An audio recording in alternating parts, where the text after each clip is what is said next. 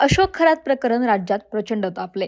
अशात या प्रकरणामध्ये रुपाली चाकणकर यांच्या नावाची चर्चा मोठ्या प्रमाणावरती झाली. त्यांच्यावरती अनेक आरोपही करण्यात येत आहेत. अशात या प्रकरणात 28 दिवसानंतर रुपाली चाकणकर यांची प्रतिक्रिया समोर आली आहे. त्या म्हणाल्या, महाराष्ट्राच्या राजकीय क्षेत्रात आस्था गायब अनेकांवरती आरोप झाले.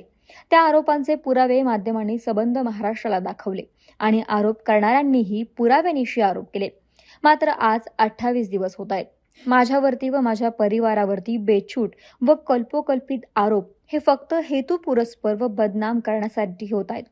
हे वेळोवेळी समोर येत आहे. या बाबतीत आरोप करणाऱ्यांनी ना पुरावे दिले ना प्रसार माध्यमांनी ते मागितले. तसेच निनावी पत्राबाबत जे कोणी आरोप करणारे आहेत त्यांनी सांगावे की ते पत्र त्यांच्यापर्यंत कसं आलं. कोणतीही शहानिशा न करता केवळ आणि केवळ बदनामीचा कुटील डाव साध्य करण्यासाठी पोलीस प्रशासनाला प्राप्त झालेलं एक निनावी पत्र माध्यमांकडे सुपूर्द करून दिवसभर चर्चासत्र घडवून आणलं गेलं. हे घडवून आणण्यामागे कुणाचं सौजन्य होतं हे समोर आलं पाहिजे. बीडचे पोलीस अधीक्षक नवनीत कौवत यांनीही ज्या पत्रावरती नाव व पत्ता नाही अशा निनावी पत्राला कायदेशीरदृष्ट्या काहीही अर्थ नसल्याचं महत्त्व देता येत नाही हे माध्यमांसमोर येत स्पष्ट केलं. तरीही खोडसाळपणा करण्यासाठी हे पत्र कोणी लिहिलं, कुठून आलं याची चौकशी झालीच पाहिजे. या निमित्तानं एक नवा चुकीचा पायंडा पाडला जात आहे. केवळ तर्कवितर्क, अंदाज, सुरस कथा आणि रंजक अफवा यांच्या आधारावरती मला व माझ्या परिवाराला मानसिक त्रास दिला जातोय, बदनाम केलं जातंय.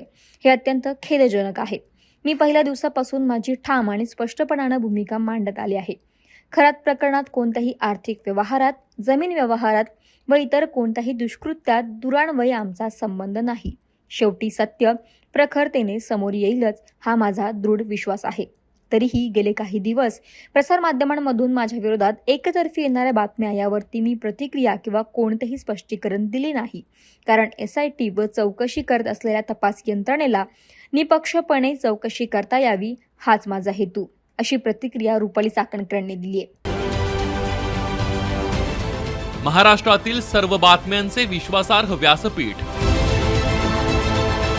सकाळच्या सर्व सोशल मीडिया प्लॅटफॉर्मला लाईक, फॉलो आणि सबस्क्राईब करा. तसंच